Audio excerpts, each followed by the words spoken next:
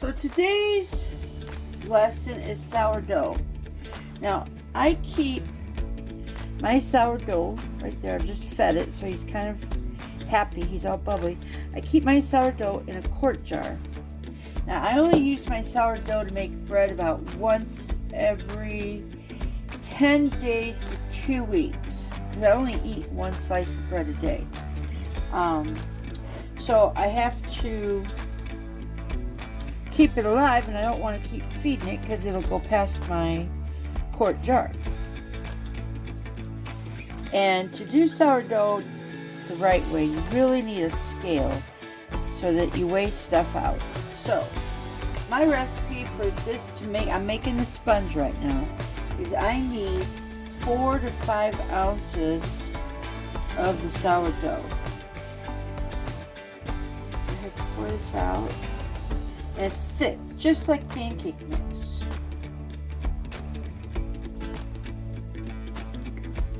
This is really happy. Alright, and I'm at like 4.7 ounces. I don't know if you can see that or not. I'll just turn the scale.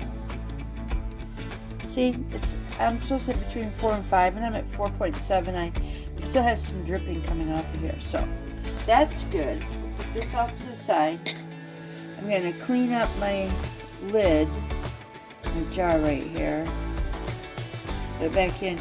And my jar is getting a little crusty on the top. So not this time, but next time I will clean it and put it in a new thing. Now I need 3 to 4 ounces of water. And I'm just using tap water. So pull this up, 3 to 4, so I'm going to go 7.7.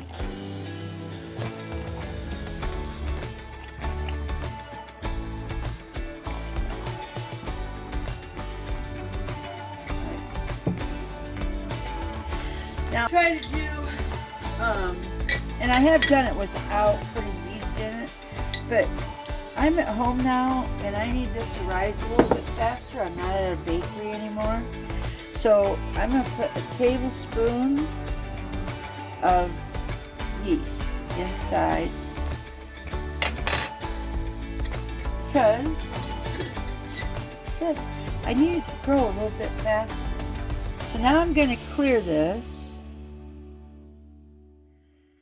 and I'm going to put in 5 ounces of flour.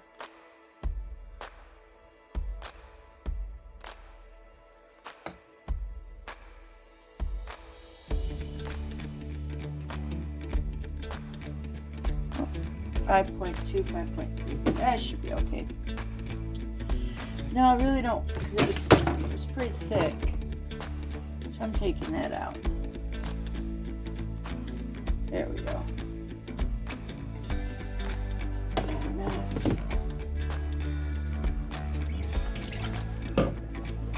So then all I do is stir, stir, stir. And this is the sponge.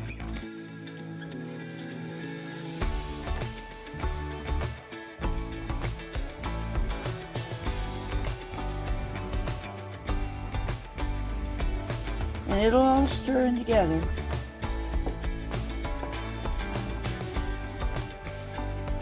There we go. Beautiful. And someday, I'm going to remember I could do this in the KitchenAid. And that it wouldn't dirty my bowl. But till that memory pops up, we're right here. So now, I'm going to take a piece of plastic,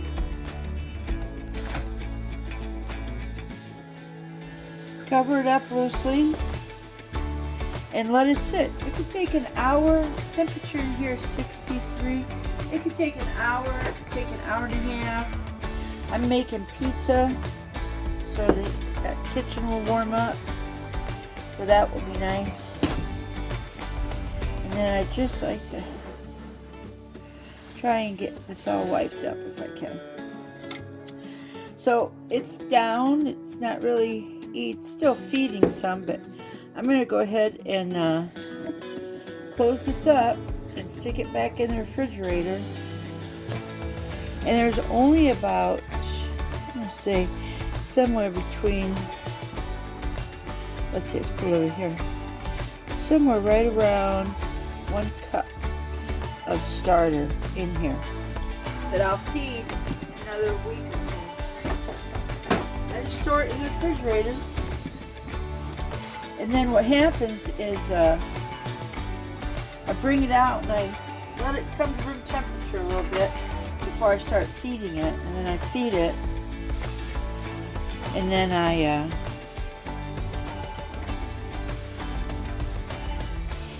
do this. So I don't know, it's 11:30 and it's probably been out since about 9, and I just started doing it. So next one up is going to be me putting that sponge together with the dough.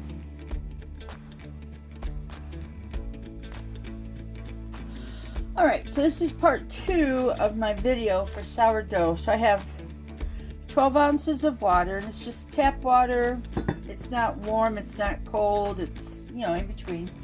And then in here, my rising bucket, I have 24 ounces, which is 1 pound, 1.5 pounds of flour, and about a tablespoon and a half of salt. And then I've got the sponge over here that has risen and gotten some bubbles. You can see the bubbles right there, some bubbles. And then I just pull it. You're creating gluten, so I just pull it a little bit like that. I don't know if you see this or not, but then I plop it in the water.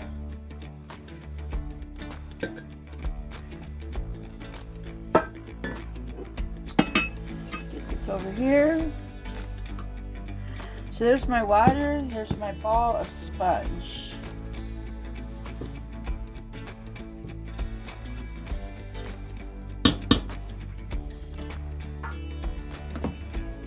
And here's my, oops, hard to stir salt in with the flour.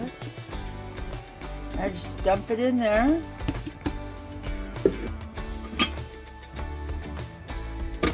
Go on to my KitchenAid.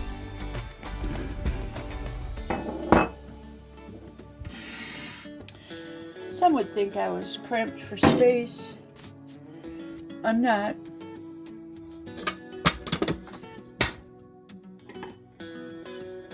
Get this up here. My dough hook on. I mean, you could do this all by hand, but I've had a dough hook. I mean, I've had a KitchenAid mixer for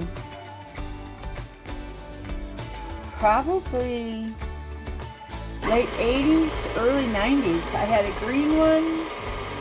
I sold. I had this white one. I had the one at the bakery. I'm looking at getting another one. A bigger bowl. I max this out when I do my pizza dough. It's like 9 cups of flour. That's a max out.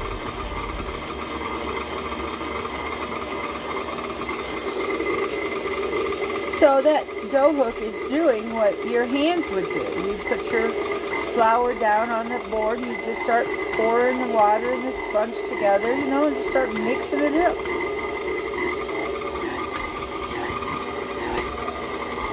This only takes a little bit. I'll pause it. I guess I shouldn't have paused it too much. Anyways, this is what your mixer goes through. I mean, it's really working. And it's only on the stir speed in the first one. So it's getting everything up from the bottom. This is why you put the water in first, and then the sponge, and then the flour. So it gets it all. The bowl is basically clean, and now it just takes a few minutes for it to come together where I think it's going to be completed, and I'll be putting it back in my container. That comes up like that. And I like to stand here and be ready to squish it down.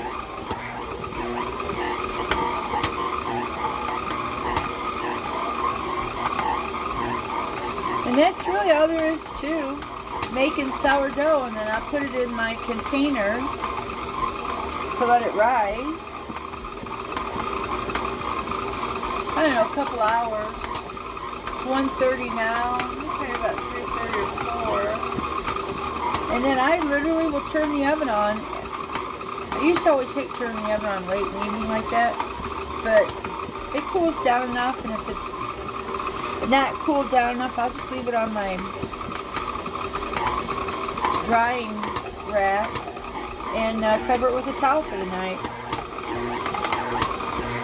Oh, that's beautiful. And you'll be able to tell. I mean, if your dough if it's still stuck to the hook, it's not done.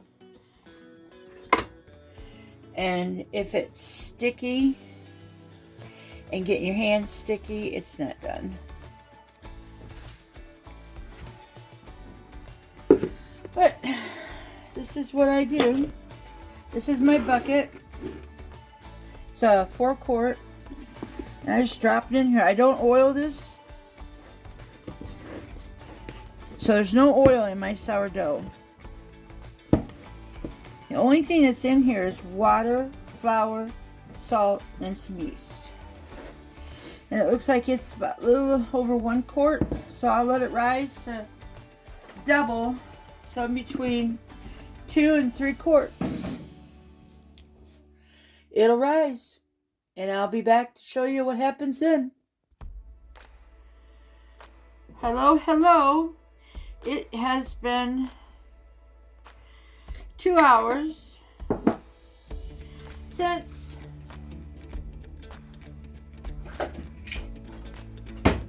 my sourdough started its journey.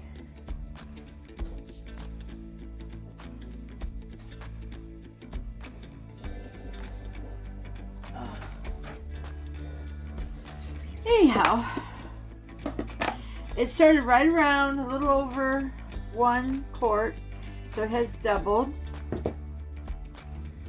Oh, it's so nice. And this is, let me get this closer so you can see. And this is why I don't use oil, because, let me get this right this way. Because you can just stick the spatula down, and it'll eventually just pull off. Just like this. You can see the time lapse starting to separate. It's really what you're doing is you're breaking the seal, putting the air up inside here, and it pushes it down. At least that's my rendition of thought. It falls down, and it just releases itself. And the bowl is relatively clean. One little spot there. Alright. So, now I don't do a lot. Ooh, I don't know if this is going to work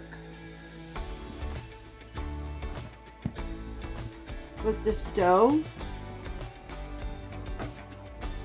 Because I don't have to. Now I can leave that go like that, and that's about a 3-pound loaf. But I don't. And don't do this on your wooden table if you're not good with a knife, because you don't want to cut your table. And there's my dough. Now, I'm going to flatten him out.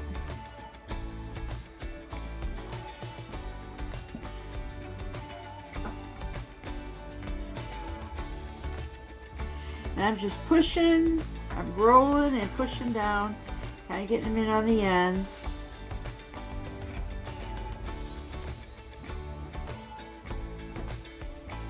And there it is.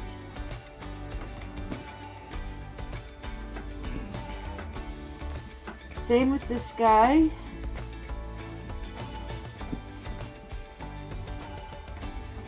I don't like to mess with my bread very much. I don't like to overwork my dough. Just like to get it done. And let the dough do its thing. And that's how my bottom looks. And if you wanted to pinch it together like that, some of the more yeastier breads, I've done that too. Alright. Now cover up the flour so I don't make it a mess.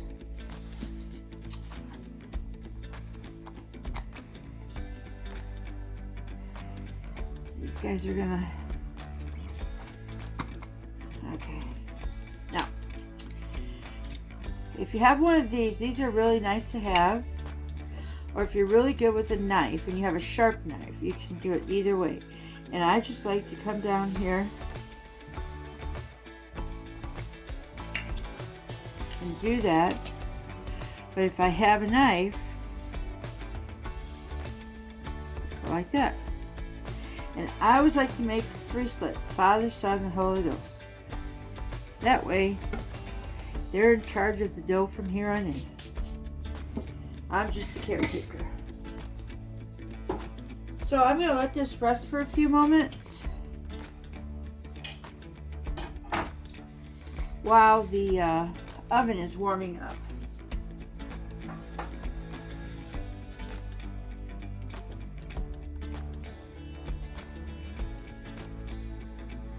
And that's it. That's really all there is to making sourdough bread. Time. Basically takes time. That's it. See ya.